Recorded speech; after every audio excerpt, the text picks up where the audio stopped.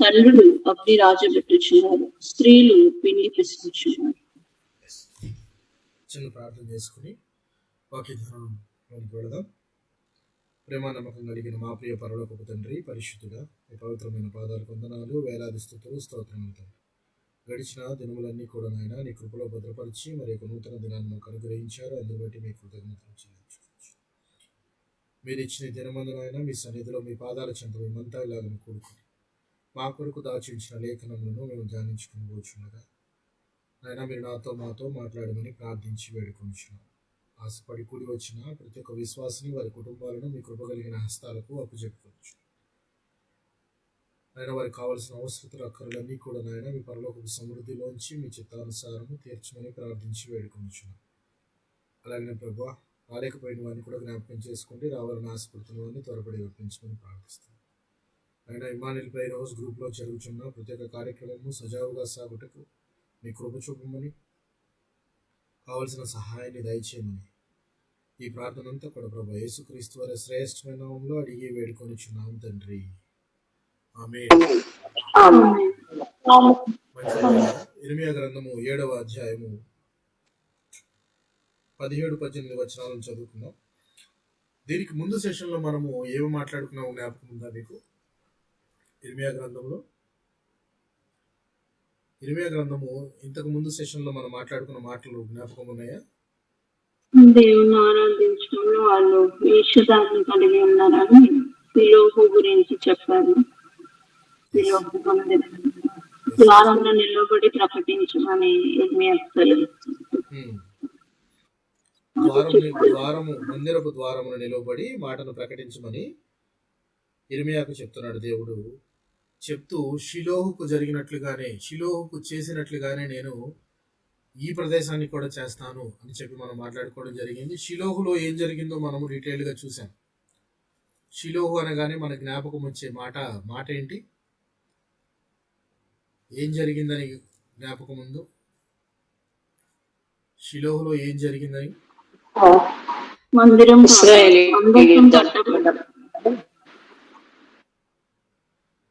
షిలోహు అనగానే మనకి ఇక్కడ ఈ సందర్భం బట్టి జ్ఞాపకం రావాల్సింది మనకి మొట్టమొదటి షిలోహు అనగానే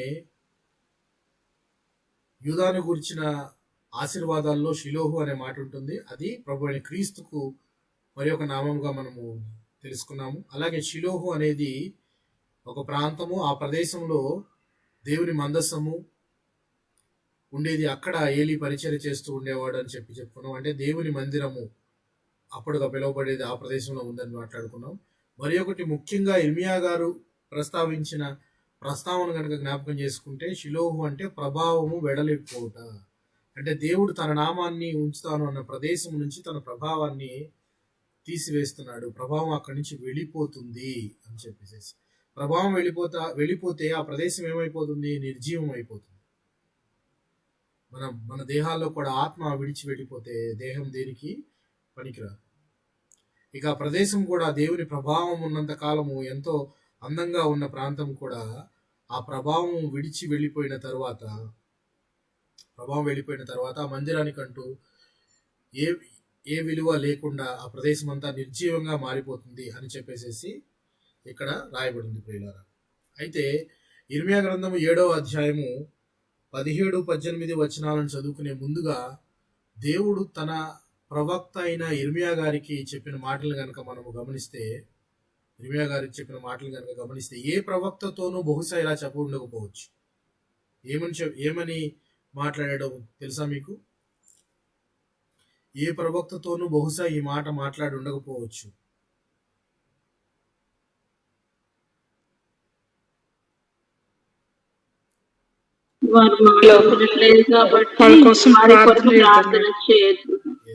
ఈ జనము కొరకు ప్రార్థన చేయకుము, నాకు నువ్వు మొరపెట్టద్దు. ఈ జనము కొరకు నువ్వు ప్రార్థన చేయొద్దు, నన్ను బతిమాలు కొనవద్దు, నేను నీ మాట వినను. మీరు నా తట్టు తిరిగిన ఎడల నేను నీ తట్టు తిరుగుదును అనే మాట ఇక్కడ దేవుడు వారి తరపున నువ్వు నన్ను బతిమాలుకున్నా గానీ నేను నీ మాట వినను, వారి గురించి అసలు నువ్వు ప్రార్థనే చేయొద్దు, నాకు మొరపెట్టొద్దు అంటున్నాడు దేవుడు. కానీ వాడు చేస్తున్న పనులు కూడా ఎంత భయానకంగా భయంకరంగా ఉన్నాయి అనేది మనము ఈ ప్యాసేజ్లో చూడొచ్చు. 17వ అధ్యాయం 18వ వచనం. ఏం చేస్తున్నారంటే ఇక్కడ వీళ్ళు యెరూషలేం వీధుల్లో వారు చేస్తున్న క్రియలను నీవు చూస్తున్నావు కదా. ఇర్మియాతో దేవుడు అంటున్నాడు, వాళ్ళు చేస్తున్న పనులను నువ్వు చూస్తున్నావు కదా. నాకు కోపం పుట్టించేట్లు ఆకాశరాణి దేవతకు పిండి వంటలు చేయవలెననియు అన్య దేవతలకు పానార్పణములు పోయవలెననియు పిల్లలు కట్టెలేర్చున్నారట. ఒక కుటుంబం తీసుకుంటే కుటుంబంలో అందరూ ఎలా ఉన్నారంటే అందరూ అలాగే ఉన్నారు. పిల్లలు ఏమన్నా కట్టెలేరుతున్నారు, పెద్దలు ఏమన్నా అగ్ని రాబెడుతున్నారు, స్త్రీలు ఏమన్నా పిండి వంటలు చేస్తూ ఉన్నారు. అంటే కుటుంబం మొత్తం కూడా అన్య దేవతలకు పానార్పణం చేయటము, అన్య దేవతలను పూజించటంలోనూ మునిగిపోయి ఉన్నారు అని చెప్పచ్చు. ఇక్కడ మనకి ఆకాశరాణి అని మెన్షన్ చేయబడింది. ఇది ఎవరి గురించి అయి ఉండొచ్చు? నాకు కోపం పుట్టించినట్లు ఆకాశరాణి దేవతకు పిండి వంటలు చేయవలెననియు అన్య దేవతలకు పానార్పణము పోయవలెననియు అని రాయబడి ఉంది. ఇక్కడ ఆకాశరాణి దేవత అంటే ఎవరై ఉండొచ్చు? ఎవరి గురించి మాట్లాడుతున్నాడు దేవుడు ఇక్కడ? ఎవరి గురించి మాట్లాడుతున్నాడు ప్రియులారా? ఇది మనకు ఇర్మియా గ్రంథంలోనే 2 చోట్ల మెన్షన్ చేయబడి ఉంటుంది. మనకి మొట్టమొదటిగా 7వ అధ్యాయం 18వ వచనంలో కనబడుతుంది. ఆకాశరాణి, the queen of heaven. English బైబిల్లో చూస్తే క్వీన్ ఆఫ్ హెవెన్ అని రాసి ఉంటుంది. అంటే ఆకాశానికి రాణి అనేది రాయబడి ఉంటుంది. ఎవరి గురించి చెప్పబడి ఉంటుంది? ఒక గెస్ట్ చేయండి అట్లీస్ట్.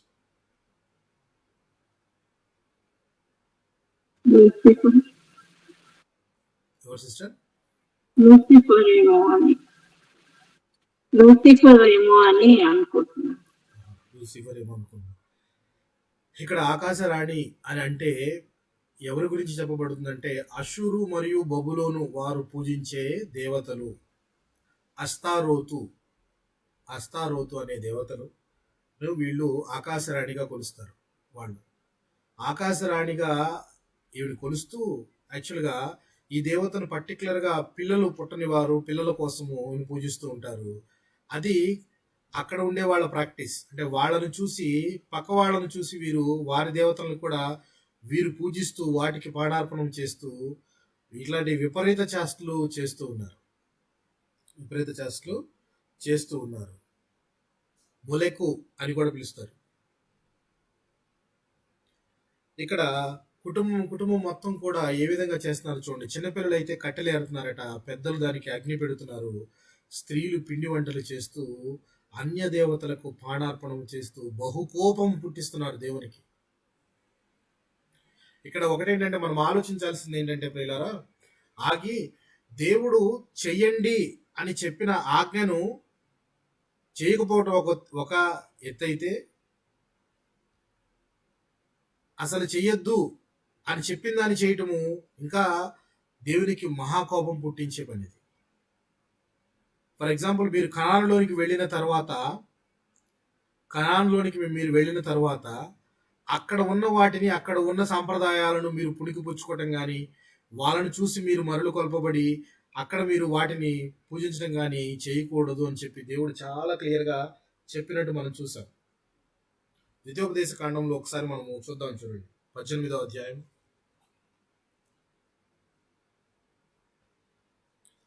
ద్వితీయోపదేశ కాండము 18వ అధ్యాయం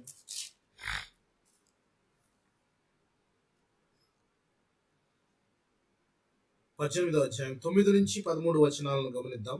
చదువుతున్నాను గమనించండి. నీ దేవుడైన యెహోవా నీకు ఇచ్చుచున్న దేశమున నీవు ప్రవేశించిన తరువాత ఆ జనముల హేయ కృత్యములను నీవు చేయ నేర్చుకొనకూడదు.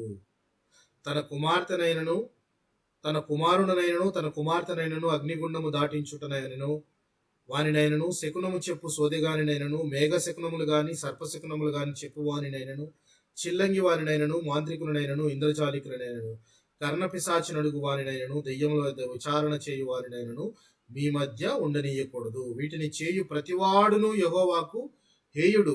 ఆ హేయులైన వాటిని బట్టి నీ దేవుడైన యెహోవా నీ ఎదుట నుండి ఆ జనములను వెళ్ళగొట్టుచున్నాడు. ఇలాంటి హేయమైన క్రియలు అక్కడ ఉన్నవారు చేశారు కాబట్టి వాళ్ళని నేను తరిమి కొడుతున్నాను. వాళ్ళని తరిమేసి వారి ప్రదేశంలో ఎవరు ఉంచుతున్నాడు దేవుడు? ఇప్పుడు చెప్పండి.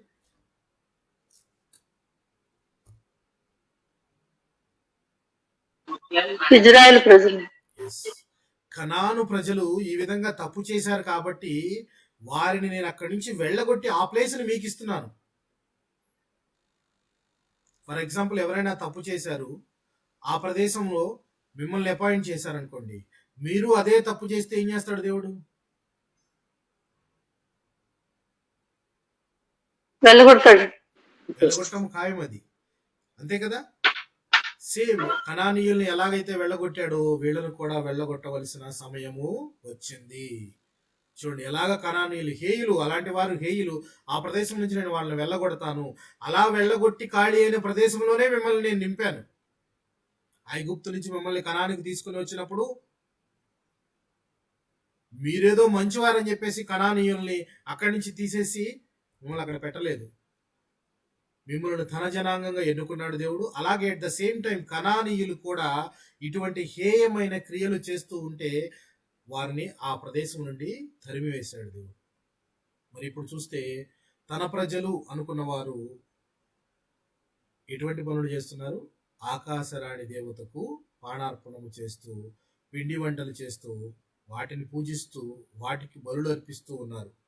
ఇంత హేయమైన క్రియలు చేస్తూ దేవునికి కోపం పుట్టించడమే కాకుండా ఇది వారికి కూడా ఒక అవమానం. ఇది వారికి కూడా ఒక అవమానం కలగడానికి ఇది చేస్తున్నారని చెప్పేసి చెప్తున్నాడు దేవుడు. ఇంకో మాట అంటున్నాడు, నేను ఐగుప్తు నుంచి మిమ్మల్ని తీసుకొని వచ్చినప్పుడు, లేక మీ పితరులను తీసుకొని వచ్చినప్పుడు బలులు అర్పించండి అని మీకు చెప్పనే లేదు. మీకు నేను దహన బలులు వీటి గురించి నేను మీకు చెప్పనే లేదు. కానీ మీరేం చేస్తున్నారు? చెప్పకూడని ఆజ్ఞను కూడా తీసుకొని అన్య దేవతలకు బలులు అర్పణలు అర్పిస్తూ ఉన్నారు అని చెప్పేసి చెప్తూ ఉన్నాడు. చూడండి, ఇదే 7వ అధ్యాయము 22వ వచనం కనుక గమనించినట్లయితే 22-23, నేను ఐగుప్తు దేశంలో నుండి మీ పితరులను రప్పించిన దినమున దహన బలులు గూర్చి గాని బలులు గూర్చి గాని నేను వారితో చెప్పలేదు. అట్టి వాటిని గురించి నేను ఏ ఆజ్ఞను ఇయ్యలేదు. ఈ ఆజ్ఞను మాత్రమే నేను వానికి ఇచ్చితిని. ఏదనగా, నా మాటలు మీరు అంగీకరించిన ఎడల నేను మీకు దేవుడునయ్యుందును, మీరు నాకు జనులయ్యుందురు. మీకు క్షేమం కలుగునట్లు నేను మీకు ఆజ్ఞాపించుచున్న మార్గం అంతటి యందు మీరు నడుచుకోండి. చూడండి పిల్లలు, బలులు జిమ్మని కానీ వీటిని గురించి నేను ఆజ్ఞ ఇవ్వలేదు అంటున్నాడు దేవుడు.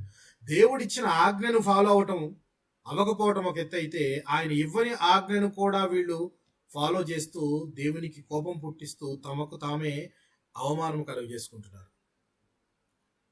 ఇప్పుడు ఇశ్రాయేలీయులు రాజు కావాలి అని చెప్పేసి కోరుకున్నప్పుడు మొట్టమొదటగా రాజుగా ఎన్నుకోబడిన వ్యక్తి ఎవరు చెప్పండి? సౌలు గారు. కరెక్ట్. సో సౌలు గారిని రాజుగా చేసినందుకు దేవుడు పశ్చాత్తాపడ్డాడు, చాలా బాధపడ్డాడు. సమూయేలుతో చెప్పాడు, నేను చెప్పిన మాటను లేదా నా ఆజ్ఞను సౌలు గైకొనలేదు అని చెప్పి ఒక సందర్భంలో మాట్లాడతాడు. జ్ఞాపకం ఉందా మీకు?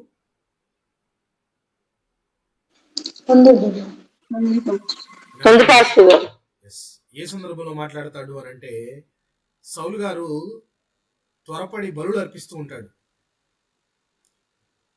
బలులు అర్పిస్తూ ఉంటే సమూయేలు వచ్చి అడుగుతాడు, నువ్వు దేవుని మాట వినకుండా బలులు అర్పిస్తున్నావేంటి అని అంటే, ఆయన నేను దేవుని మాటను వినలేదు, ధిక్కరించాను అన్న సంగతి పక్కన పెట్టి ఆయన గిల్గాలులో దేవునికి బలులు అర్పించే బలులలో మంచివైనవి వాటిని బలులుగా అర్పించట్లేదు జనాలు, కడగా ఉండే వాటిని జనులు అర్పిస్తున్నారు అని చెప్పి ఆయన కంప్లైంట్ చెప్తుంటాడు సమూయేలుకి. సమూయేలు గారికి ఏం చెప్తుంటాడు, నువ్వు దేవుడి మాటను ఎందుకు ధిక్కరించావు? ముందు ఆయన ఆజ్ఞను ఎందుకు గైకొనలేదు? ముందు మనం చేయాల్సింది దేవుడిచ్చిన ఆజ్ఞను మనము ఫాలో అవ్వాలి. ఫస్ట్ ఫాలో అవ్వకుండా అనేకమైన కారణాలు చెప్తున్నాడు ఈయనేం కారణాలు చెప్తున్నాడు అని అంటే, గిల్గాలులో దహన బలులు చేసేటప్పుడు వాళ్ళంతా కూడా కడగా ఉన్న వాటిని బలులు అర్పిస్తున్నారు దేవుడికి అని చెప్పి చెప్తున్నాడు. సమూయేలు అడుగుతున్న ప్రశ్న ఏంటి, ఈయన చెప్పేది ఏంటి? దేవుడు చెప్పిన మాట ఏంటంటే, అమాలేకీయులను పూర్తిగా హతం చేయి అని అంటే, సౌలు వారిని పూర్తిగా హతం చేయకపోగా రాజుగారిని ప్రాణాలతో పట్టుకొని, అలాగే జంతువులు, అందులో ఉన్న జంతువులు, మంచిగా ఉన్న జంతువులన్నిటినీ తీసి పక్కన పెట్టుకుంటున్నారు. అంటే వాటిని తీసుకొని బలుల కోసమో దేనికోసమో ఆయన ఇంటెన్షన్ ఏదైనా అయి ఉండొచ్చు. దేవునికి బలులు అర్పిద్దాంలే అని మంచి మంచి వాటిని తీసుకొని పక్కన పెట్టుకుంటున్నాడు. కానీ దేవుడు దోపుడు సొమ్ముని దేనిగా చెప్పాడు ప్రియులారా? దోపుడు సొమ్ము అంటే దేవుడు శపించిన వాటితో సమానము. శపితమైన వాటిలోంచి నువ్వేది తీసుకోవద్దు అని దేవుడు చెప్పిన తర్వాత ఆ వస్తువులు శపితమైనవి అవుతాయా, మంచివి అవుతాయా? శపితమైన అవుతాయండి. సో అమాలేకీయులతో యుద్ధం చేసినప్పుడు ఆ రాజుని వారినందరినీ పూర్తిగా హతం చెయ్యి అంటే అక్కడున్న గొడ్డు గోద అన్నిటినీ నువ్వేది ఆశించి తీసుకోవద్దు అన్నాడు దేవుడు. అయితే ఈయనేంటంటే రాజుని ప్రాణాలతో పట్టుకొని మంచి మంచి వాటిని అన్నిటిని పక్కన పెట్టుకుంటున్నాడు. మంచి మంచి వాటిని, మేబీ అతని ఇంటెన్షన్ దేవుడికి మంచి వాటిని బలి అర్పిద్దామంటే బలి అర్పించడానికి లేక దేవునికి బలులు ఇవ్వడానికి కావలసిన వాటిని దేవుడే అరేంజ్ చేస్తాడు, అంతేగాని నువ్వెవరి వేరుకోవడానికి? నువ్వెవరివి? అబ్రహాము బలి అర్పించడానికి కొడుకుని తీసుకెళ్ళమంటే ఎంత ధైర్యంగా తీసుకెళ్లాడు. చివరికి ఎవరిచ్చారు అర్పించడానికి? అబ్రహాముకు కావలసిన దానిని ఎవరిచ్చారు? దేవుడే ఇచ్చాడు కదా. దేవుడే ఇచ్చాడు కదా. సో దేవుడే ఇస్తాడు అన్న సంగతిని మరిచిపోయి ఆయన మంచి వాటినన్నింటినీ పక్కన పెట్టుకొని ముందు ఆజ్ఞను ధిక్కరించి దేవుడిచ్చిన ఆజ్ఞను మర్చిపోయాడు. ఆయన అన్నిటినీ నాశనం చెయ్యి అంటే ఆ ఆజ్ఞని మర్చిపోయి అందులో మంచి వాటిని తీసి నేను మంచి వాటిని బలిస్తే దేవుడు ఆనందపడతాడు అని అనుకుంటున్నాడు. ఎంత రాంగ్ అంటే అందుకు సమూయేలు అన్న మాట, ఎంత చక్కని మాట సమూయేలు అంటాడంటే, సమూయేలు అన్న మాట మనం జ్ఞాపకం చేసుకోవాలి. అందుకు సమూయేలు తాను సెలవిచ్చిన ఆజ్ఞను ఒకడు గైకొనుట వలన యెహోవా సంతోషించినట్లు, ఏంటది? తాను సెలవిచ్చిన ఆజ్ఞను ఒకడు గైకొనుట వలన యెహోవా సంతోషించినట్లు ఒకడు దహన బలులను అర్పించడం వలన ఆయన సంతోషించునా? ఆలోచించును. బలులు అర్పించుట కంటే ఆజ్ఞను గైకొనుటయు పొట్టేళ్ల కొవ్వు అర్పించుట కంటే మాట వినుటయు శ్రేష్టము. నువ్వు బలులు ఎలాంటి బలులు ఎంత మంచిదాన్నో కొవ్వుని అర్పించడం అయినా మంచి బలులు అర్పించడం కంటే దేవుడి మాట వినడం ముందు ముఖ్యం. మాట వినడం శ్రేష్టం. ఆయన ఆజ్ఞను నువ్వు ఫాలో అవ్వాలి. ఆజ్ఞను నువ్వు ఫాలో అవ్వకుండా ఎన్ని మంచి పనులు చేసినా ఉపయోగం ఏముంటాయి? దేవుడిచ్చిన ఆజ్ఞ, నిన్ను వలె నీ పొరుగువారిని ప్రేమించు అని దేవుడిచ్చిన ఆజ్ఞ, ఆ ఆజ్ఞను మర్చిపోయి నువ్వు దేవుడికి గొప్ప మందిరం కట్టినా ఉపయోగం లేదు. దేవుడికి బంగారంతో నువ్వు విగ్రహం చేపించిన ఉపయోగం ఏముంది? ముందు ఆజ్ఞను అతిక్రమించవు. దేవుడు ఆజ్ఞని గైకొనట కంటే ఆయన ఆనందించేది ఏది లేదు. దేవుడు ఆనందించాలంటే ముందు ఆయన మాటను మనం వినాలి. అంతేగాని విలువైన నువ్వు అర్పించినా, విలువైన నువ్వు దేవునికి ఇచ్చినా దాని వలన ఏ ఉపయోగము లేదు అని చెప్పి దేవుడు చెప్తున్నాడు. అందుకే దేవుడు అంటున్న మాట, ఒకడు దహన బలులను అర్పించడం వలన ఆయన సంతోషించునా? ఆలోచించుము. బలులు అర్పించుట కంటే మాటను గైకొనుటయు లేక ఆజ్ఞను గైకొనుటయు రొట్టెళ్ల క్రొవ్వు అర్పించుట కంటే మాట వినుటయు శ్రేష్టము. ముందు మాట విను, దేవుని మాట విను. మాట వినకుండా నువ్వు ఎలాంటి బలులు అర్పించినా, ఎంత వాల్యుబుల్ థింగ్స్ నువ్వు చర్చికో సంఘానికో ఇచ్చినా దట్ ఈజ్ వర్త్లెస్. దేవుని దృష్టిలో నువ్వు ఆయన ఆజ్ఞను ధిక్కరించినట్టే. ఆజ్ఞను గైకొనకపోవుట అంటే ఈక్వల్ టు ఆ హేయమైన దేవునికి ఇష్టమైన వారు కారు అని చెప్పి దేవుడు క్లియర్ గా చెప్తూ ఉన్నాడు. సౌలు విషయంలో దేవుడు చెప్పిన మాట, సమూయేలు చెప్పిన మాట అదే పీడ. సో చేయమనిన పని, ఆజ్ఞను అతిక్రమించకుండా చేయడం ఒక పని అయితే, చెప్పని వాటిని కూడా వీరు తీసుకొని వాటికి బలులు అర్పిస్తున్నారు. ఎవరికి బలులు అర్పించే సిస్టమ్ అనేది తీసుకుని వెళ్ళి వీళ్ళు దేనికి అప్లై చేస్తున్నారు? ఆకాశరాణి అంటే అన్యుల దేవతలకు, మొలెకు అనే దేవత, అష్టారోత్ అనేది ఆ అన్యుల దేవతలకు బలులు అర్పిస్తూ ఉన్నారు. అన్యుల దేవతలకు. అందుకే దేవుడు అంటున్నాడు, నేను ఐగుప్తు నుండి మీ పితరులను తీసుకొచ్చిన దినాన బలుల గురించి నేను అసలు ప్రస్తావించలేదు. అప్పుడు ఏం చెప్పాడు ఆయన? ద్వితీయోపదేశ కాండంలో ఏమి చెప్పాడు దేవుడు? తన ప్రవక్త అయిన మోషే ద్వారా ఏం చెప్పాడు ప్రియులారా? వారు చేసే ఆచారాలను ఆచరించకూడదు. 28వ అధ్యాయంలో మొదటి వచనం కనుక చూస్తే, నీవు నీ దేవుడైన యెహోవా మాట శ్రద్ధగా విని నేడు నేను నీకు ఆజ్ఞాపించుచున్న ఆయన ఆజ్ఞలన్నిటినీ అనుసరించి నడుచు కొనిన ఎడల నీ దేవుడైన యెహోవా భూమి మీద ఉన్న సమస్త జనముల కంటే నిన్ను హెచ్చించును. నీవు నీ దేవుడైన యెహోవా మాట వినిన ఎడల ఈ దీవెనలన్నీ నీ మీదకి వచ్చును, వినని ఎడల శాపములన్నీ నీ మీదకి వచ్చును. క్లియర్ గా చెప్పాడు దేవుడు, క్లియర్ గా చెప్పాడు. ఇంత క్లియర్ గా ఇంకెవరు చెప్తారు చెప్పండి? ఇంత క్లియర్ గా చెప్పిన తర్వాత కూడా వీళ్ళు అన్య దేవతలకు ప్రాణార్పణములు చేస్తూ ఉన్నారు. ఆ ప్రదేశాన్ని ఎంత హీనంగా తయారు చేస్తున్నారంటే, దేవుడు తనకు కోపం పుట్టించడానికే కాకుండా, నాకు కోపం పుట్టించడమే కాకుండా వాళ్ళకు వాళ్ళు అవమానం చేసుకుంటున్నారని చెప్పి దేవుడు ఇర్మియా గారితో మాట్లాడుతున్నాడు. అందుకే కదా ఇర్మియాతో దేవుడు అంటున్నమాట, నా నా నాతో నువ్వు అసలు మొరపెట్టుకోవద్దు, వీరి గురించి అయితే నువ్వు నాతో మాట్లాడద్దు, వీరి ప్రస్తావన తీసుకునే రావద్దు, వీరికి శిక్ష ఖాయం, వీరికి శిక్ష ఖాయం. ఎలాగైతే కనానీయులు నేను ఈ దేశంలో నుంచి వెళ్ళగొట్టానో, ఇప్పుడు కనానీయుల స్థానంలో ఎవరున్నారు? ఇశ్రాయేలీయులు ఉన్నారు. వీరు కూడా ఇక్కడి నుంచి వెళ్ళగొట్టబడతారు.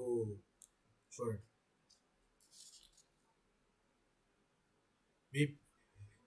మీ పితరులు ఐగుప్తు దేశం నుండి బయలుదేరి వచ్చిన దినం మొదలుకొని నేటి వరకు మీరు వెనక దియ్యొచ్చు వచ్చిన వారే. వీరికి ఒక ట్యాగ్ లైన్ పెట్టేశాడు దేవుడు, వీరికి ఒక పేరు ఇచ్చాడు, వెనక దియ్య వచ్చిన వారు వీరు. ఈయన ఉదయాన్నే లేచి తన ప్రవక్తల్ని పంపించి మాట వింటారేమో అని చెప్పేసి, తెలియనప్పుడు తెలియకుండా చేసే పాపం వేరు. పాపం మాకు తెలియకుండా చేస్తే అది చేయడానికి దేవుడు తన ప్రవక్తలను పంపిస్తూ ఉంటాడు. దేవుడు తన ప్రవక్తలను పంపించినప్పుడు అప్పుడైనా విని మనం తెలుసుకుంటామేమో, అప్పుడైనా విని మారతామేమో అని చెప్పేసి ఆశపడుతూ తన ప్రవక్తలను పంపిస్తుంటే, వారికి కూడా చెవియొగ్గుక ఉన్నారు, మెడను వంచక ఉన్నారు. వీళ్ళు మెడను వంచక మనస్సును కఠినపరుచుకొని ఉన్నారట.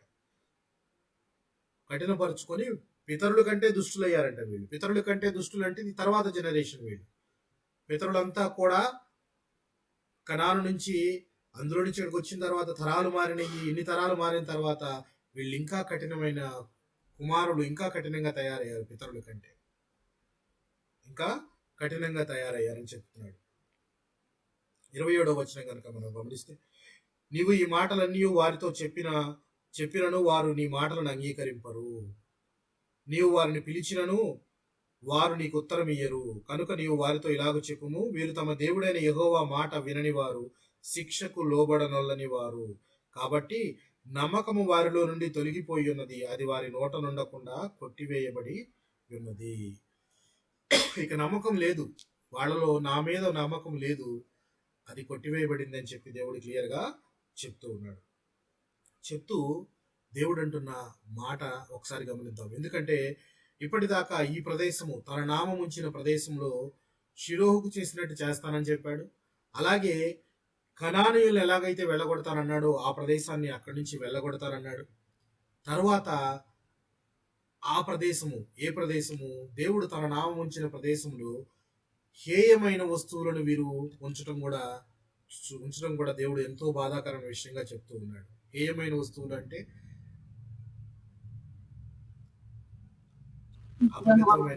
అపవిత్రమైన వస్తువులను దేవాలయంలో వీళ్ళు ఉంచడం కూడా దేవునికి ఎంతో ఆయాసకరమైన పని. అందుకని దేవుడు ఏమంటున్నాడో, ఆ ప్రదేశాన్ని నేను ఏ విధంగా చేస్తాను, మనము ఇంతకు ముందు మాట్లాడుకున్నట్టు షిలోహుకు చేసినట్టు చేస్తాను అన్నట్లుగానే ఇక్కడ ఈ ప్రదేశానికి మరి ఒక మాట మాట్లాడుతున్నాడు. గమనిద్దాం. 7వ అధ్యాయము 30వ వచనాన్ని గమనిద్దాం. 30-31 వచనాన్ని గమనిద్దాం. యెహోవా ఇలాగో సెలవిచ్చుచున్నాడు, యూదావారు నా దృష్టికి చెడ్డ క్రియలు చేయుచున్నారు, నా నామం పెట్టబడిన మందిరము అపవిత్రపడినట్లు వారు దానిలో హేయ వస్తువులను ఉంచి ఉన్నారు. నేను ఆజ్ఞాపించని క్రియను, నాకు తోచని క్రియను వారు చేసి ఉన్నారు. అగ్నిలో తమ కుమారులను తమ కుమార్తెలను దహించుటకు బెన్ హిన్నోము లోయలోనున్న తోఫెతునందు బలిపీఠములను కట్టుకొని ఉన్నారు. చూసారా దేవుడు చెప్తున్న మాట? హేయమైన వస్తువులను ఎక్కడుంచారంట వీరు, ఇశ్రాయేలీయులు? ఎక్కడుంచారు? మందిరంలో. తన నామము ఉంచబడిన, నా నామము పెట్టబడిన మందిరము అపవిత్రపడునట్లు వారు దానిలో హేయమైన వస్తువులను ఉంచి ఉన్నారు. హేయమైన వస్తువులను ఉంచి ఉన్నారు. హేయమైన వస్తువులు అంటే ఏమేం పెట్టి ఉండొచ్చు వీళ్ళు చెప్పండి?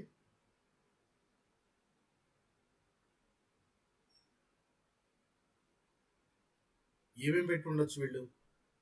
మనం చదువుకున్నాం కదా, రాజుల గ్రంథాలన్నీ చదువుకున్నాం. రాజుల గ్రంథాల్లో హేయమైన వాటిని తీసుకొని వచ్చి, అంటే దేవునికి ఇష్టం లేనివి, అపవిత్రమైనవి తీసుకొని వచ్చి మందిరంలో ఇతర దేవతా విగ్రహాలు అయి ఉండొచ్చు.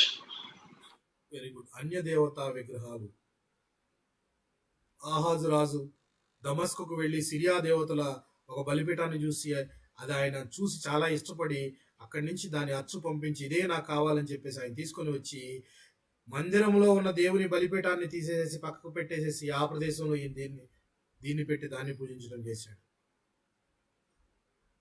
ఇలాగా దేవునికి ఇష్టమైన వాటిని, ఇష్టం కాని వాటిని తీసుకొని వచ్చి దేవుని మందిరము, తన నామం అక్కడ పెట్టబడింది అన్న సంగతే మర్చిపోయి వాళ్ళు అక్కడ వాటిని ఉంచడం జరిగింది. ఇంకొద్దిగా ముందుకు వెళ్ళి వాళ్ళు ఇంకా ఏం పని చేస్తున్నారట? వీరు తమ కుమారులను కుమార్తెలను అగ్నిగుండము దాటిస్తున్నారు.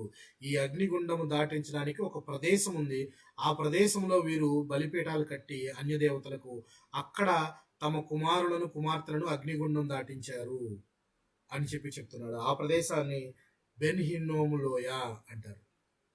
బెన్ హిన్నోము లోయ, దీన్నే గెహన్నా అని కూడా పిలుస్తారు. ఆ ప్రదేశంలో తోఫెతు, ఆ లోయలో తోఫెతు అనే ప్రదేశంలో బలిపీఠాలు కట్టి అక్కడ చిన్న పిల్లలను బలి ఇస్తూ ఉన్నారు, కుమారులను కుమార్తెలను. ఇది మనం ఇంతకుముందు కూడా చెప్పుకున్నాం. ఏ రాజులు దీన్ని ఫాలో అయ్యారు జ్ఞాపకం ఉందా మీకు? ఏ రాజులు జ్ఞాపకం ఉందా? ఎస్, ఏ రాజులు అనుకుంటే మనష్య ఒకరు. ఇంకొక రాజు ఎవరై ఉండొచ్చు? ఆహాజు. ఎవరు? ఆహాజు మరియు వీరిద్దరూ కూడా తమ కుమారులను కుమార్తెలను అగ్నిగుండము దాటించారు. అంటే ఈ అగ్నిగుండం దాటించడము అంటే is nothing but child sacrifice, చిన్న పిల్లలను బలి ఇవ్వటం. ఇది ఒక తాంత్రిక విద్య. ఇది దేవుడు చేయమన్న ఆజ్ఞల్లో ఉందా? చేయొద్దన్న ఆజ్ఞల్లో ఉందా? చెయ్యొద్దు అనే ఆజ్ఞలో ఉంది. ఇందాకే మనం ద్వితీయోపదేశ కాండంలో మనం క్లియర్ గా చదువుకున్నాం. చిల్లంగితనమైనా గాని, పిల్లలను అగ్నిగుండం దాటించడం గాని, సోది చెప్పించడం గాని, ఇలాంటి వాటిలో మీరు అసలు పాలిభాగస్తులే ఉండొద్దు, అటువంటి వారిని అసలు మీరు తరిమివేయండి అని చెప్పి ఆజ్ఞ చెప్పాడు. అలాంటి ఆజ్ఞను వీరు అతిక్రమించి దాన్ని ఫాలో అవుతూ ఉన్నారు వీళ్ళు, ఈ రాజులిద్దరు, ఆహాజు మరియు మనష్షే. అయితే ఒక రాజు మాత్రము పాపం ఆ ప్రదేశాన్ని చాలా చక్కగా, అంటే ఈ బెన్ హిన్నోము అనే లోయను ఆయన సంస్కరించాడు. చక్కగా సంస్కరించి ఆ ప్రదేశాన్ని ఇక మీదట ఇలాంటి క్రియలు ఇక్కడ జరగకూడదు అని చెప్పేసి వాటిని అన్నిటిని తీసేపించి చక్కపరిచాడు. ఏ రాజు ఏంటొచ్చు ఆయన? ఇంకా చరిత్రలో యోషియా గారి సంస్కరణలు కనుక మనం గమనించినట్లయితే ఆయన అనేకమైన సంస్కరణలను దేవుని మందిరపు విషయంలో చేసినట్టు మనం చూడవచ్చు. నిజంగా ప్రతిదీ దేవునికి ఇష్టమైనదే చేశాడు ఆయన. ఎందుకు అలా చేశాడు? ఎవరు ఆయనకి చేయమని చెప్పారు?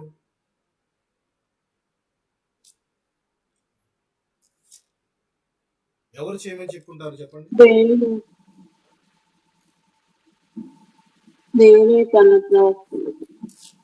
ఎవరు చేయమని చెప్పుకుంటారు అని అంటే, ఎవరు చేయమని చెప్పారు అని అంటే బైబిల్ చెప్పింది. మీ జ్ఞాపకం ఉందా?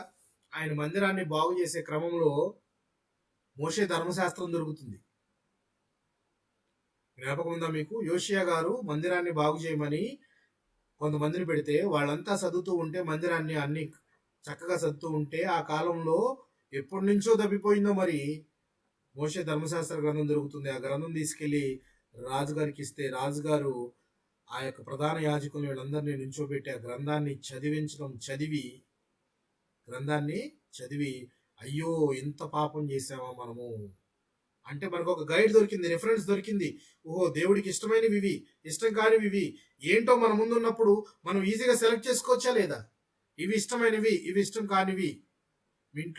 మీ ఇంట్లో చిన్నపిల్లలు ఉంటారు, లేకపోతే మీ ఇంట్లో చాలా మంది పెద్దవాళ్ళు కూడా ఉంటారు. జనరల్ గా ఏది ఇష్టమో ఏది ఇష్టం కాదో మీకు తెలిసే ఉంటుంది, ఐడియా ఉంటుంది. దాని గురించి మీకు క్లారిటీ ఉంటుంది. ఇవి చేస్తే వీరు తింటారు, ఇవి చేస్తే వీరు తినరు అని. ఏది చేస్తే తినరు అని మీరు తెలిసి కూడా వాటిని పదే పదే పదే పదే చేస్తుంటారా?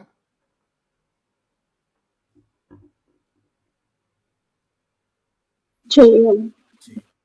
చేయరు కదా. సో ఇక్కడ దేవునికి ఇష్టమైనవేంటి, ఇష్టం కానివేంటి అనేది యోషియా గారికి క్లియర్ గా కనపడిపోయింది. గ్రంథం అంతా చదవగానే అర్థమైపోయింది. ఓహో, ఇది దేవునికి ఇష్టమైనవి, ఇవి దేవునికి ఇష్టం కానివి. మనం ఈ రోజున బైబిల్లో అనేకమైన మాటలు చదువుతూ ఉన్నాం. ప్రతిదీ ఒక ఆజ్ఞే దేవునిది. నిన్ను వలే నీ పొరుగువాన్ని ప్రేమించు అని దేవుడు చెప్పిన మాట, అలాగే సర్వ సృష్టికి సువార్తను ప్రకటించు అనే మాట, దేవుడు చెప్పిన అనేకమైన మాటలు ఈ రోజున ఆజ్ఞలుగా మనకు కనబడుతున్నప్పటికీ, అవి ఆయనకి ఇష్టమైనవని తెలిసినప్పటికీ మనం చేయడానికి వెనకాడుతున్నాం, చేయటం లేదు. ఇవి ఇష్టం లేనివి అని మనకు తెలిసినప్పటికీ కానీ వాటిని మన శరీర క్రియల నుంచి మనం వాటిని తొలగించలేకపోతున్నాం. అవునా కాదా?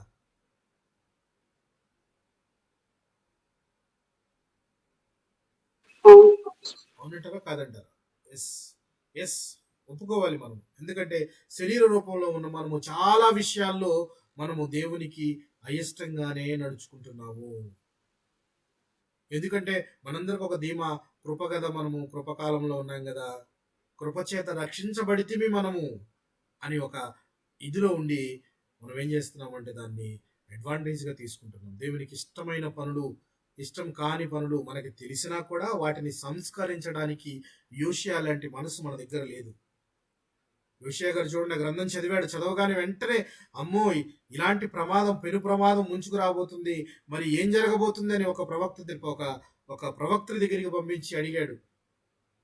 మరి గ్రంథంలో ఉన్న మాటలు ఇలా రాయబడి ఉన్నాయి, మరి దేవుణ్ణి కనుక్కొని చెప్పు, ఏంటిది, ఏం జరుగుతుందంటే ఆవిడ చెప్పిన మాట క్లియర్గా, రావాల్సిన ఉగ్రతంతా కూడా, దేవుని ఉగ్రతంతా కూడా వస్తుంది తప్పక, అయితే నీ కాలంలో నీకు మాత్రము ఏం కాదు అన్నట్లుగా ఒక అష్యూరెన్స్ ఉంది. ఆయన ఎందుకంటే పూర్ణాత్మతోనూ పూర్ణ హృదయంతోనూ దేవుణ్ణి అనుసరించాడు. గ్రంథాన్ని చదివి ఆయన సంస్కరణలన్నీ చేశాడు, అనేక రకాలైన సంస్కరణలు చేస్తున్నాడు. ఆ సంస్కరణలు చెయ్యాలి అనంటే కొంత వాక్యం తెలిసి ఉండాలి. మనం అనుదినము వాక్యాన్ని పఠించే వారంగా ఉండాలి. అయితే ఇక్కడ యోషియా గారు చూద్దాం, 2వ రాజుల గ్రంథము 22వ అధ్యాయము, 2వ రాజుల గ్రంథము 23వ అధ్యాయము 10వ వచనాన్ని గమనిద్దాం. 23వ అధ్యాయము మనము 10వ వచనం. మనకు కావలసిన ఆ బెన్ హిన్నోము లోయలో ఈయనే సంస్కరణ చేశాడో చూద్దాం. 23వ అధ్యాయం 10వ వచనం. ఎవడైనను తన కుమారునే గాని కుమార్తెనే గాని మొలెకు నాకు అగ్నిగుండము దాటించుకున్నట్లు బెన్ హిన్నోము అను లోయలోనున్న తోఫెతు అను ప్రదేశమును అతడు అపవిత్రము చేసెను. ఆ ప్రదేశాన్ని అపవిత్రం చేసేసాడు కంప్లీట్ గా.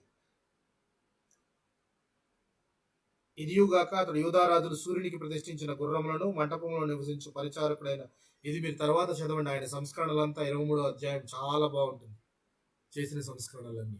ఆ ప్రదేశాన్ని అపవిత్రపరిచాడు. అంటే ఇక మీదట ఇలాంటి కార్యక్రమాలు ఈ ప్రదేశంలో జరగకూడదు, చైల్డ్ సాక్రిఫైస్ అనేది జరగకూడదు అని చెప్పేసి ఆ ప్రదేశాన్ని ఆయన ఆ ప్రదేశాలకు వాడకూడదు అని చెప్పేసి ఆయన దాన్ని చెల్లా చెదురుగా దాన్ని అపవిత్రం చేశాడంటే కంప్లీట్ గా ఆ క్రియలు జరగకుండా వాటిని తొలగించేశాడు. అయితే ఈ యొక్క మనషే మరియు ఆహాజు మాత్రము తమ కుమారులను అగ్నిగుండము దాటించి అన్యుల దేవతలను పూజించడమే కాకుండా వాటికి బలులు అర్పించి వాటిని పెట్టి పోషించినట్లు మనం చూస్తాం. వీళ్ళందరినీ భరిస్తూ భరిస్తూ భరిస్తూ వచ్చాడు. చివరి కాలమైన ఇర్మియా గారు చివరికి వచ్చేసిన తర్వాత ఇర్మియా గారితో మాట్లాడుతున్నాడు దేవుడు, వీరు ఇలాంటి పనులు ఎన్ని పనులు చేశారో అని చెప్తూ ఈ తోఫెత్ అనే ప్రదేశంలో చిన్నపిల్లలను కూడా వీరు బలిచ్చారు, తమ సొంత కుమారులను కుమార్తెలను. నేను నాకు ఏదైతే హేయమని చెప్పానో అదే వీరు చేస్తూ వస్తున్నారు అని చెప్తున్నాడు. అయితే ఈ యొక్క వీటి గురించి చిల్డ్రన్ సాక్రిఫైస్ గురించి యెషయా గారు కూడా తన గ్రంథంలో పొందుపరిచినట్టు మనము చూడొచ్చు. చూద్దాం, యెషయా గ్రంథము 57వ అధ్యాయము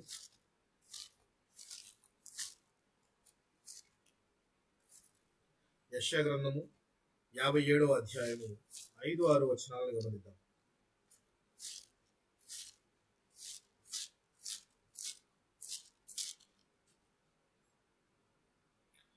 యెషయా గ్రంథం 57వ అధ్యాయం 5, 6 వచనాలను గమనిద్దాం. మస్తచ వృక్షములను చూచి పచ్చని ప్రతి చెట్టు క్రిందన కామము రేపుకొని వెళ్ళారా, లోయల్లో రాతి సందుల క్రింద పిల్లలను చంపు వాళ్ళారా, నీ భాగ్యము లోయలోని రాళ్లలోనే ఉన్నది, అదే నీకు భాగ్యము, వాటికే పానీయార్పణము చేయుచున్నాను. నీ భాగ్యము లోయలోని రాళ్లలోనే ఉన్నది, అవియే నీకు భాగ్యము, వాటికే పానీయార్పణము చేయుచున్నావు, వాటికే నైవేద్యము నర్పించుచున్నావు. వేటికి నువ్వు దేవతలు దేవుళ్ళు అని నమ్మేవి, లోయల సందుల్లో పిల్లలను నువ్వు బలులర్పిస్తూ ఉన్నావు అంటూ ఎంత కోపంగా యెషయా గారు మాట్లాడుతున్నాడో. ఇంకా మనం ముందు వచనాల్లో గనక చూస్తే మంత్ర ప్రయోగపు కొడుకుల్లారా అని చెప్పి మాట్లాడుతున్నాడు. ఆయన ఎంత ఆవేశపడితే ఆ ప్రవక్త ఆ విధంగా మాట్లాడుతున్నాడు చూడండి. మంత్ర ప్రయోగపు కొడుకుల్లారా, వ్యభిచార సంతానమా, అసలు వేశ్య సంతానమా, మీరు ఇక్కడికి రండి, మీరు ఎవరిని ఎగతాళి చేయించున్నారు, ఎవరిని మీరు ఎగతాళి చేస్తున్నారు అని చెప్పి ఆయన ముందు మాటల్లో మాట్లాడుతున్నాడు చూడండి. 57వ అధ్యాయము మొదటి 4 వచనాలు కనుక మనం గమనిస్తే, నీతిమంతులు నశించును చూచి ఎవరను దానిని మనస్సు పెట్టరు, భక్తులైన వారు తీసుకొని పోబడుచున్నారు, కీడు చూడకుండా నీతిమంతులు కొనిపోబడుచున్నారని ఎవరికి నీ తోచదు. వారు విశ్రాంతిలో ప్రవేశించుచున్నారు, తమకు సూటిగానున్న మార్గములు నడుచువారు తమ పడకల మీద పరుండి విశ్రమించుచున్నారు. మంత్ర ప్రయోగపు కొడుకులారా, వ్యభిచారపు సంతానమా, వేశ్యా సంతానమా, మీరు ఇక్కడికి రండి, మీరెవరిని ఎగతాళి చేయుచున్నారు, ఎవరిని చూచి నోరు తెరచి నాలుక చాచుచున్నారు, మీరు తిరుగుబాటు చేయవారు అబద్ధికులు కారా అని చెప్పి చెప్తూ చూడండి. మీరు బండల సందుల్లో పిల్లలను మీరు ఏం చేస్తున్నారట, చంపుతూ మీరు అక్కడ పాణ్యార్పణములు చేస్తూ నైవేద్యాలు పెడుతూ ఆరాధిస్తున్నారు. బండల మధ్యలో కొన్ని రాతి విగ్రహాలు పెట్టుకొని, లేకపోతే బలిపీఠాలని కట్టించి. ఇవన్నీ జరగగా నేను ఊరకుండా దగున ఉన్నతమైన మహాపర్వతం మీద నీ పరుపు వేసుకుంటివి, బలి అర్పించుటకు అక్కడికే ఎక్కితివి, తలుపు వెనకన ద్వారబంధము వెనకన నీ జ్ఞాపక చిహ్నము ఉంచితివి. చూడండి ఏమంటున్నాడు దేవుడు. ఎంత హృదయ విదారకమైతే యెషయా గారు ఇంత భయంకరంగా మాట్లాడుతున్నాడు చూడండి. ఇంకొద్దిగా వచనాలు కనుక ముందుకెళితే ఏమంటున్నాడు చూడండి. 11వ వచనంలో చూడండి, గమనించండి. 57వ అధ్యాయం 11వ వచనము మనము చదవవలసిన వచనం ఇది. ఎవనికి జడిసి భయపడినందున ఆ సంగతి మనస్కరించకపోతీవి, నీవు కళ్ళలాడి నన్ను జ్ఞాపకం చేసుకొనకపోతీవి, బహుకాలము నుండి నేను మౌనముగా నుండినందునే కదా నీవు నాకు భయపడుటలేదు. నేను చాలా కాలం నుంచి మౌనంగా ఏం చేయకుండా ఉన్నాననే కదా నువ్వు భయపడకుండా ఇలా నీ ఇష్టం వచ్చినట్టు క్రియలు చేస్తూ ఉన్నావు. ఒకరి తర్వాత ఒకరు మంచిగా ఉండే రాజులను మనం ఏళ్ల మీద లెక్కేయచ్చు. ప్రతి వారు అదే మార్గంలో నడుస్తున్నారు. ఒక ఆహాజు గాని, ఒక మనష్షే గాని, తర్వాత వచ్చిన యెహోయాకీను గాని, వీళ్ళందరూ కూడా అలాంటి మార్గాల్లోనే నడుస్తూ ఉన్నారు. ఎటు మార్గాల్లో నడుస్తున్నారు? దేవుడికి అయిష్టమైన మార్గంలోనే నడుస్తూ ఉన్నారు. కానీ ఇదంతా చూస్తూ కూడా నేను ఎందుకు మౌనంగా ఉన్నాననే కదా మీరు భయపడకుండా ఉన్నారు అని చెప్పి దేవుడు అడుగుతున్నాడు. బహుకాలము నుండి నేను మౌనముగా నుండినందునే కదా నీవు నాకు భయపడుటలేదు. నీ నీతి ఎంతో నేనే తెలియజేస్తును, నీ క్రియలు నీకు నిష్ప్రయోజనములగును. నీవు మొరపెట్టినప్పుడు నీ విగ్రహముల గుంపు నిన్ను తప్పించునేమో, గాలి వాటినన్నిటిని ఎగరగొట్టును కదా. ఒకడు ఊపిరి విడిచిన మాత్రమున అవన్నీ కొట్టుకొని పోవును. ఆపత్కాలంలో నువ్వు ఉంటావు కదా, నువ్వు ఆపత్కాలంలో ఉన్నప్పుడు నువ్వు మొరపెడితే నువ్వు వేటికైతే దేవతలు దేవుళ్ళని పూజిస్తున్నావు అవి నిన్ను కాపాడుతాయేమో చూద్దాం అంటున్నాడు దేవుడు. గాలి వాటినన్నిటిని ఎగరగొట్టును కదా, గట్టిగా గాలిస్తే అవన్నీ ఎగిరిపోతాయి. ఒకడు ఊపిరి విడిచిన మాత్రాన అవన్నీ ఎగిరిపోతాయి. నన్ను నమ్ముకొని వారు దేశమును స్వతంత్రించుకుందరు, నా పరిశుద్ధ పర్వతమును స్వాధీనపరుచుకుందరు. చూడండి ప్రియులారా, ఆయన్ని అడుగడుగున అవమానపరుస్తూనే ఉన్నారు ఇశ్రాయేలీయులు, అడుగడుగున అవమానపరుస్తూనే ఉన్నారు. కానీ ఆయన బహుకాలము నుండి మౌనముగా ఉన్నాడు. ఎన్ని సంవత్సరాల కాలం ఆయన భరిస్తూ ఉంటాడు. ఎన్ని సంవత్సరాల కాలం భరిస్తూ ఉంటాడు? ఆల్మోస్ట్ 700 సంవత్సరాల పాటు ఆయన మౌనముగానే ఉంటూ ఉంటే వీరందరూ బహుహేయమైన క్రియలు చేస్తూ దేవుని దృష్టికి ఎంత హీనమైన స్థితిలో జారిపోయారో చూడండి. ఇదే యెషయా గారు 30వ అధ్యాయంలో మాట్లాడుతూ ఉన్నాడు. యెషయా గారు 30వ అధ్యాయము 33వ వచనం, 30వ అధ్యాయము 33వ వచనాన్ని గమనిద్దాం.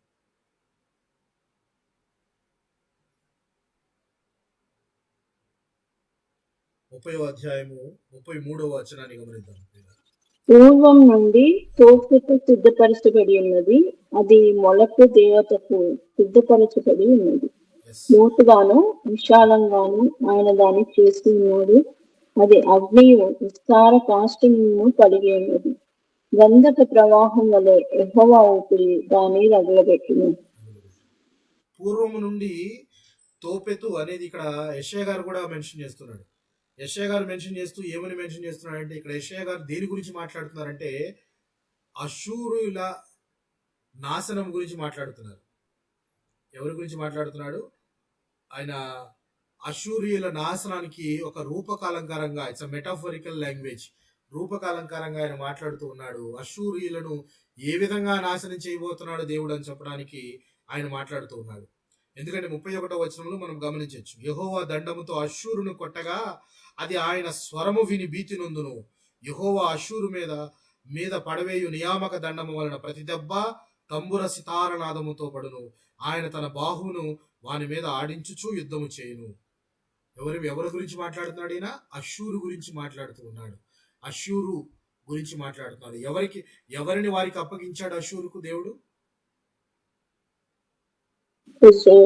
ఇశ్రాయేలు 10 గోత్రాల వారిని అష్షూరుకు అప్పగించాడు. అష్షూరుకు అప్పగించాడు. దాని అర్థం ఏంటి? అష్షూరు గొప్పవాడనా? అష్షూరు రాజు గొప్పవాడనా? నీతిమంతుడనా? కాదు. అష్షూరు రాజుని కేవలం ఒక చేతి దండంగా వాడుకున్నాడు దేవుడు. చేతి దండంగా వాడుకున్నాడు. యెషయా గ్రంథము మనం 10వ అధ్యాయంలో కనుక గమనించినట్లయితే రాయబడి ఉంటుంది. 10వ అధ్యాయంలో అష్షూరియులకు 5వ వచనం, అష్షూరియులకు శ్రమ, వారు నా కోపమునకు సాధనమైన దండము. నా కోపం వచ్చింది, నేను ఇశ్రాయేలును దండించాలి, నాకు ఒక దండం కావాలి, నా చేతి కర్ర ఒకటి కావాలి, నా చేతి కర్రగా నేను అష్షూరును వాడుకున్నాను తప్పితే ఇక్కడ నా దొడ్డు కర్ర, నా ఉగ్రత వారి చేతిలో ఉన్నది. నా కోపము వారి ద్వారా మీకు చూపిస్తాను. భక్తిహీనులకు జనముల మీదకి నేను వారిని పంపెదను. దోపుడు సొమ్ము దోచుకొనుటకును, కొల్లపెట్టుటకును, వీధులను త్రొక్కించుటకును నా ఉగ్రతకు పాత్రులకు జనుల గురించి వారికి ఆజ్ఞాపించెదను. అష్షూరీయుల గురించి. మరి కానీ అలాంటి అష్షూరుడు విర్రవీగి ఇది దేవుడు తమకు అప్పగించింది గాక మా గొప్పతనమే అనుకుంటారైతే వారిని నాశనం చేస్తానని చెప్పి తన ప్రవక్త ద్వారా మాట్లాడుతున్నాడు. వారిని నాశనం చేసే విధానం అయితే ఏమంటున్నాడంటే, వారికి పూర్వము నుండి తోపెతు సిద్ధపరచబడి ఉన్నదంటే, తోపెతు అనగానే కింద ఫుట్ నోట్లో రాయబడి చూడండి, హేయమైన శ్మశానము. శ్మశానంలో ఏముంటాయి? శవాలు ఉంటాయి. అంటే ఆ లోయ ఏదైతే బెన్ హిన్నోము లోయ అని పిలువబడుతుందో ఆ లోయలో తోఫెతు అనే ప్రదేశము, ఆ ప్రదేశము ఎలా ఉంటుందట?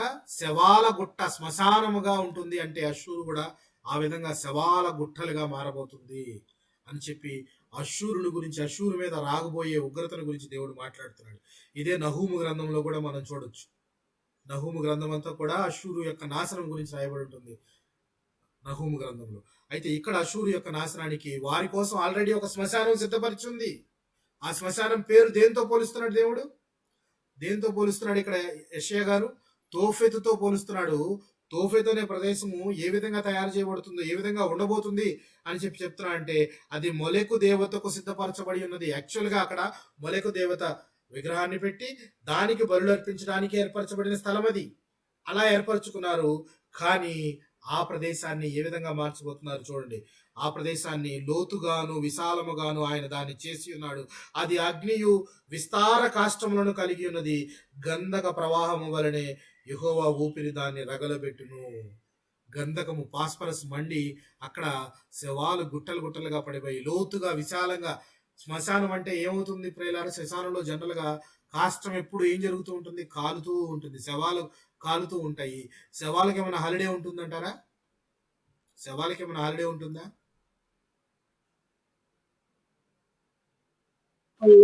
కంటిన్యూగా కాలుతూనే ఉంటుంది. కాష్టం కాలుతూనే ఉంటుంది. It's a continuous process.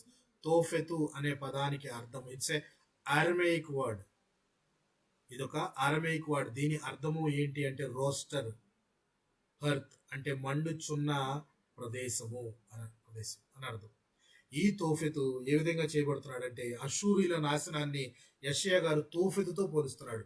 అంటే తోఫెతు అనే ప్రదేశము నిత్యము మండుచు ఉండే శవములు గుట్టలుగా పడి ఉండి ఒక ప్రదేశము అని అన్నట్లుగా యాక్చువల్గా ఆ ప్రదేశము మొలెకు దేవతకు పిల్లలను అర్పించడానికి, బలులు అర్పించడానికి ఏర్పరచబడిన ప్రదేశమే. కానీ ఆ ప్రదేశాన్ని ఏ విధంగా తయారు చేస్తానన్నాడు దేవుడు అంటే, ఇప్పుడు ఇర్మియా గారిని చూద్దాము. ఇర్మియా గారు ఏమంటున్నారో ఒకసారి గమనిద్దాం. ఇర్మియా గారితో దేవుడు ఏమంటున్నాడో గమనిద్దాం. చూడండి, 31వ వచనం చూద్దాం. 7వ అధ్యాయం 31వ వచనం. నేను ఆజ్ఞాపించని క్రియను, నాకు తోచని క్రియను వారు చేసి ఉన్నారు. నేను అది ఆజ్ఞాపించలేదు కదా, చైల్డ్ సాక్రిఫైస్ నేను ఆజ్ఞాపించలేదు. అగ్నిలో తమ కుమారులను తమ కుమార్తెలను దహించుటకు బెన్హిన్నోము లోయలోనున్న తోఫెతునందు బలిపీఠములను కట్టుకొని ఉన్నారు. కాలము సమీపించుచున్నది, అప్పుడు అది తోఫెతు అని అయినను, బెన్హిన్నోము లోయ అని అయినను అనబడక వదలోయ అనబడును. వదలోయ అంటే, వద అంటే ఏంటి పిల్లరా?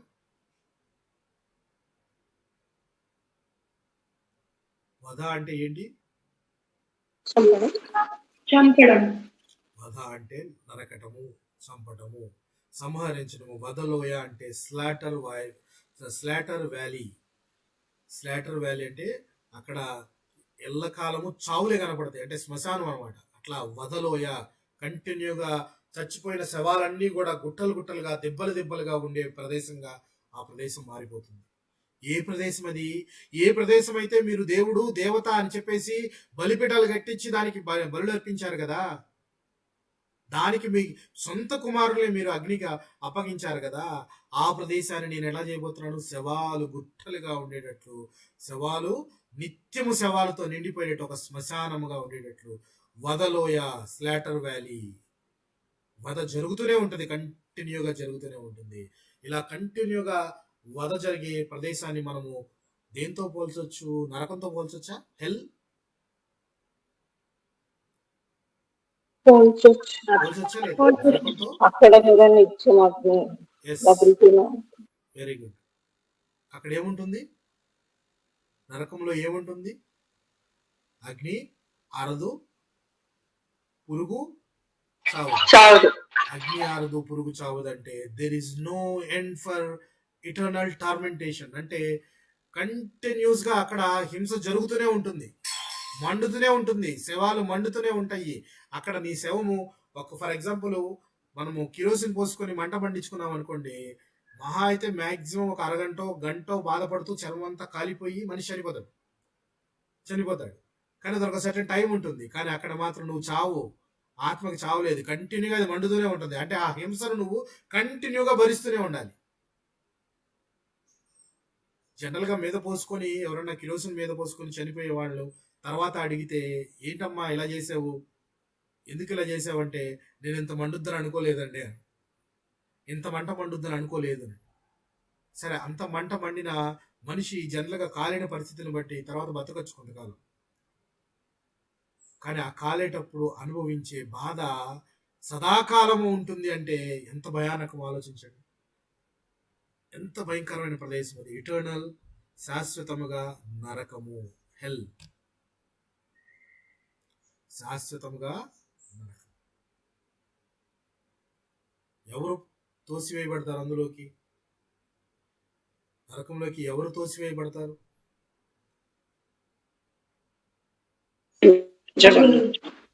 ఎవరు తోసివేయబడతారు? దానియేలు గ్రంథం కంప్లీట్ చేశారు కదా ఇంతకు ముందు. మనం దానియేలు గ్రంథంలో ఒక మాట ఉంటుంది, గమనిద్దాం అన్నమాట.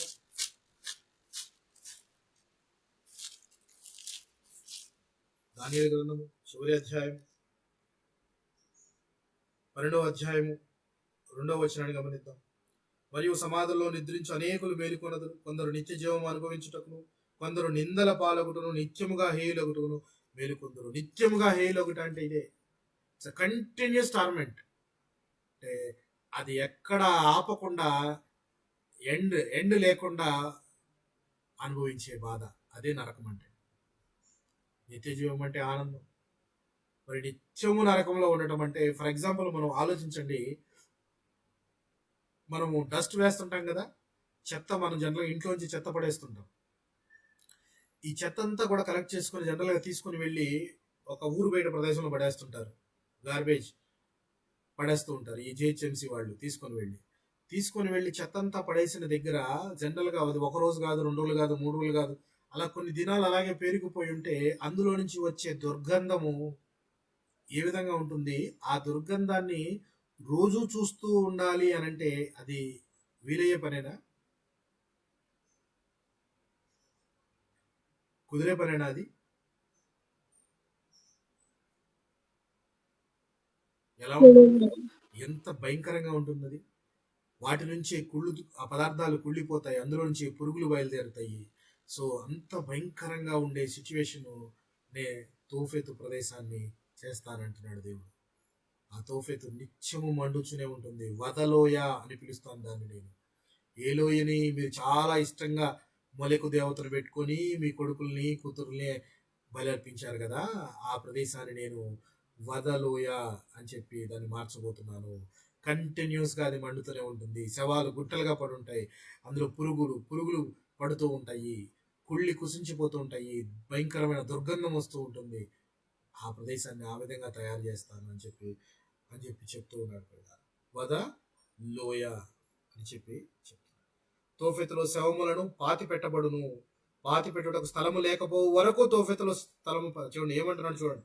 బెన్హిల్లోము లోయ అని అయినను అనబడక వదలోయ అని పిలువబడును. పెట్టుటకు స్థలము లేకపోవు వరకు తోఫెతులో శవములు పాతి పెట్టబడును. అంటే పాతి పెట్టడానికి స్థలం కూడా లేకపోవడం అంటే చూడండి, స్థలం లేదిక. స్థలం లేకపోతే ఏం చేస్తారు? పాతి పెట్టడానికి స్థలం లేదనుకోండి, ఏం చేస్తారు?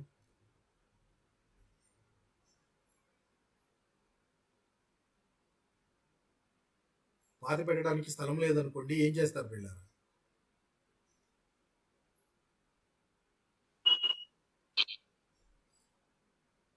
పాతి పెట్టడానికి స్థలం లేకపోతే ఏం చేస్తారు? ఇప్పుడు కాల్స్తారండి, కాల్స్తారు.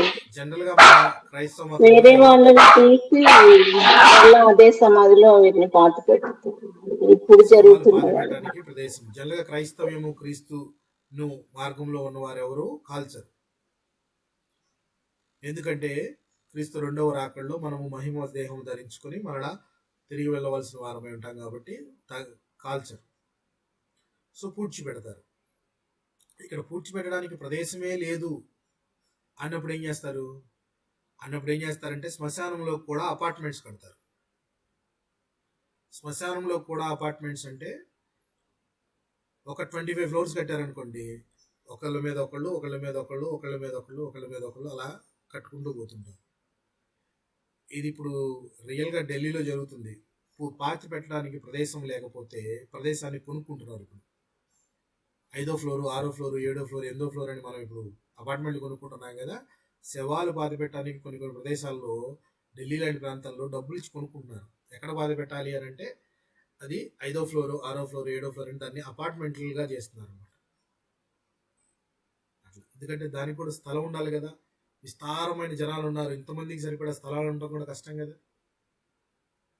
సో ఇక్కడ తోఫెతు మాత్రము అసలు పాతి పెట్టడానికి స్థలము లేకపోతే ఏం చేస్తారు? అక్కడే పడేస్తారు.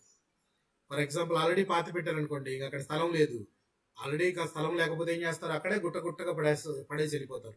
శవాలు గుట్టలుగా ఉంటే అవే కుళ్ళిపోయి జంతువులకు ఆహారం అయ్యి కృషించి అందులోంచి పురుగులు ఇరుగులు ఎన్ని బయటకు వచ్చి దుర్గంధం అంతా తయారవుతూ ఉంటుంది. ఆ ప్రదేశాన్ని అంత హీనంగా తయారు చేస్తారంటున్నారు. చూడండి పిల్లలు, ఈ జనుల శవములు ఆకాశ పక్షులకును భూజంతువులకును ఆహారమగును. ఎప్పుడు ఆహారం అవుతాయి ఈ శవాలు అంటే ఇలా గుట్టలుగా పడేసినప్పుడే. పూడ్చిపెట్టామనుకోండి, పూడ్చిపెట్టిన వాటిని తింటాయా పక్షులు? జంతువులు గాని పక్షులు గాని పూడ్చిపెట్టిన వాటిని తీసి తింటాయా? తీసి తినలేవు. ఇక్కడ అర్థం ఏంటంటే శవాలను పాతి పెట్టడానికి స్థలము లేక అలా గుట్టలుగా పడేస్తారు. ఇక అంతే, ఇకేం చేయలేము. అక్కడ శవం చచ్చిపోయాడా అక్కడ పడేసేయండి, ఆ లోయలో పడేసేయండి అని చెప్పి పడేస్తుంటారు. అలాగా శవాలు గుట్టలుగా ఉంటే దానిని భూజంతువులు అలాగే ఆకాశ పక్షులు వాటిని తింటాయి. ఆ ప్రదేశంలో ఉన్న వాటిని. చూడండి పిల్లలు, భూజంతువులకు ఆహారమగును, వాటిని తోలివేయువాడు లేకపోవును. ఉల్లాసధ్వనియు ఆనందధ్వనియు పెండ్లి కుమారుని స్వరమును పెండ్లి కుమార్తె స్వరమును యూదా పట్టణములోను యెరూషలేము వీధుల్లోను లేకుండా చేసేదను. ఈ దేశము తప్పక పాడైపోవును. ఉల్లాస ధ్వని, ఆనంద ధ్వని, పెండ్లి కుమారుని స్వరము. ఈ అన్ని మాటలు ఎంత గొప్ప మాటలు ఇవి. ఉల్లాస ధ్వని, ఆనంద ధ్వని, పెండ్లి కుమారుని స్వరము అంటే అంటే దేవుని యొక్క స్వరము గాని, దేవుని యొక్క చెయ్యి గాని, ఆనంద ధ్వని గాని ఇక ఏవి వినపడదు అక్కడ. ఇక యూదా దేశం ఎలా అవ్వబోతుంది?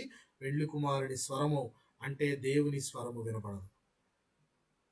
దేవుని స్వరము వినపడదు. ఇంతకుముందు ఏం చెప్పాడు? దేవుడి ప్రభావం వెళ్ళిపోతుంది. అలాగే ఇక యూదా పట్టణాల్లో దేవుని స్వరము కూడా వినపడదు. అందుకే కదా వీరు చెరకెళ్ళిపోయిన తర్వాత ఎన్ని సంవత్సరాలు దేవుడు మాట్లాడలేదు? ఎన్ని సంవత్సరాలు దేవుడు మాట్లాడలేదు? 700 సంవత్సరాలు. ఎన్ని సంవత్సరాలు ప్రియులారా? 70 సిస్టర్ 400. సుమారు 400 సంవత్సరాల వరకు దేవుడు ఎవరితోనూ ఏమీ మాట్లాడలేదు. అదే పెళ్లి కుమారుని స్వరము వినపడదు. దేవుని స్వరము వినపడని గృహములు కానీ, ఆయన స్వరము మనం వినలేనంత దూరముగా మనం వెళ్ళిపోవటము, యూదా వారిని తరిమేయటము జరుగుతుంది. ఆయన మాట్లాడు 400 సంవత్సరాలు మౌనముగా ఎవరిని పంపించలేదు, ఏ ప్రవక్త రాలేదు, ఎవరితోనూ మాట్లాడలేదు. ఎంత భయానకమైన సంఘటన చూడండి ప్రియులారా. మొరపెట్టుకుంటున్నా వింటలేదు దేవుడు. మనం తలేసి నేలకేసి కొట్టుకుంటున్నా వింటలేదు దేవుడు. ఏది చేసినా వింటలేదు ప్రార్థనలు దేవుడు. అలాంటి పరిస్థితులు, ఎంత భయానకమైన పరిస్థితులు చూడండి. తోఫెతు అంటే నిత్య నరకంగా ఉండే ప్రదేశము నుంచి మనము దేవునికి నిజముగా థ్యాంక్స్ చెప్పవలసిన వారము. Because we must thank God because he has saved us with his gospel. ఆయన సువార్తతో మనందరినీ రక్షించాడు. దేని నుంచి? తోఫెతు నుంచి, నిత్య నరకం నుంచి మనం తప్పించుకోబడ్డాము. ఎందుకు మనము రక్షించబడ్డాము? దేనితో రక్షించబడ్డాము? సువార్త వలన. Because of his gospel.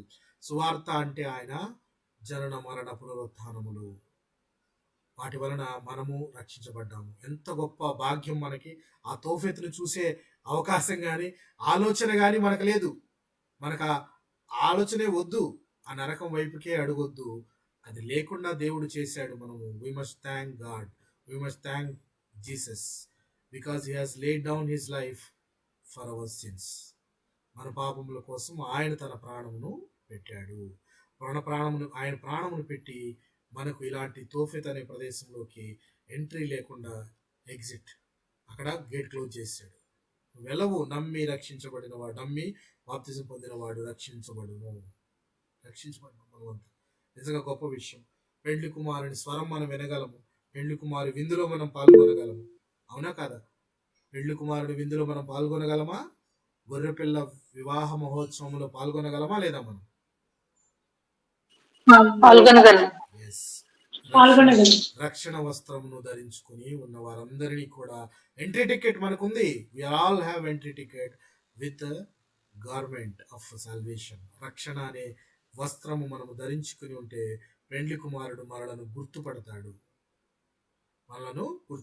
అదే మనకు గుర్తు ప్రియులారా.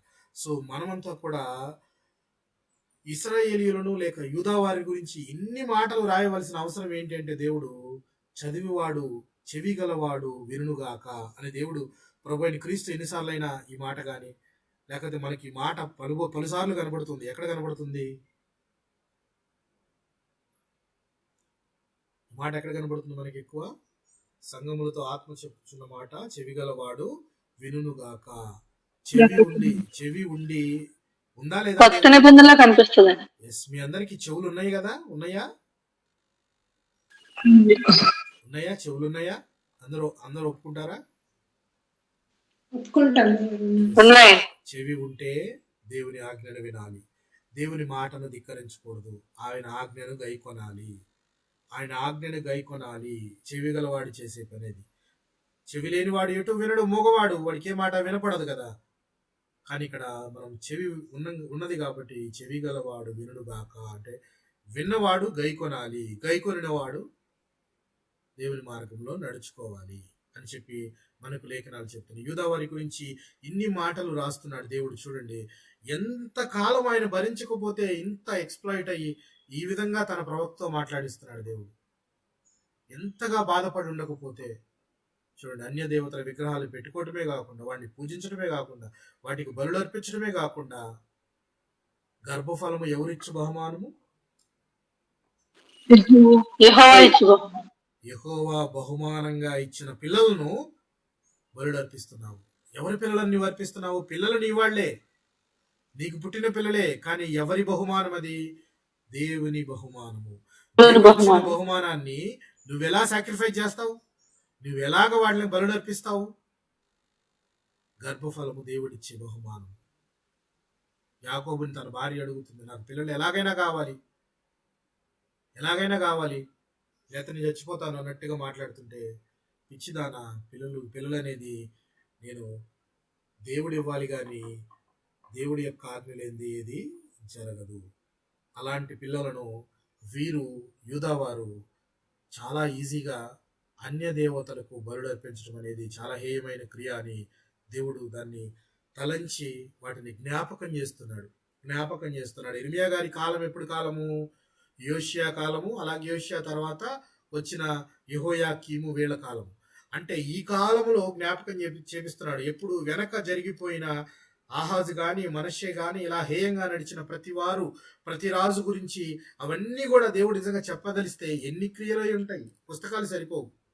ఎన్నిసార్లు వీరు ధిక్కరించి ఉండొచ్చు, ఎన్నిసార్లు వీరు ఆజ్ఞని గైకొనకుండా ఇన్ని పనులు చేసి ఉండొచ్చు.